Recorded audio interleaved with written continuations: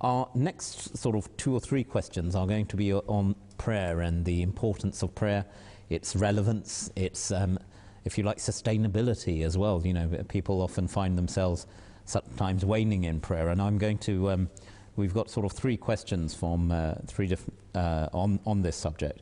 I'm going to sort of start with the first question, which I'm going to take is from Nabil Ahmed. From, he doesn't actually, Nabil Saab, tell us where you're from. And he's got a couple of questions, but I'll take his first one, and Amir Saab, I'll come to you on this, which is, at times he asks that if prayer is not being accepted, should one carry on praying because it is said that one should never give up hope in God? Or is there another thing that can be done in such a case? So should one carry on praying, or should they turn to something else? It's a really interesting question, and of course for a Muslim it's the most pertinent question, because we know God has told us that the purpose of our existence is worship. So if we are struggling to attain that worship, for a Muslim that is a very pressing question that he must answer. In terms of prayer, we must remember that a person may have the intention to pray properly. He may be trying his best to pray properly, and as the person says, it seems like his prayer is not being accepted.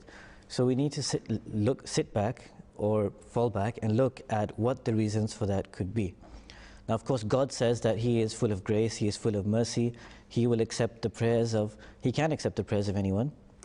But what we must remember is that in this time, the promised Messiah ﷺ and the Khulafa have highlighted the true teachings of Islam to us in a most beautiful manner.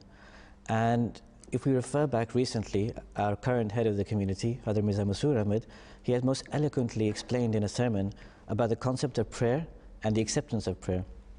Now, what he has explained is that in everything in life, whether it's secular or religious, there is a best way of doing it, and there is a right way of doing it. And that is indicated in the prayer, Ihdina as-sirat al-mustaqim, that guide us in the right path. That prayer is not only for religious matters, that prayer is also for somebody who is a doctor, who is a teacher, who is a professor.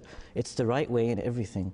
Our God is all-powerful, He is one, He is the creator of this entire flawless universe with everything within it. So when you fully comprehend this God, when you fully comprehend this creator and this Lord, then automatically a prayer emanates from his heart.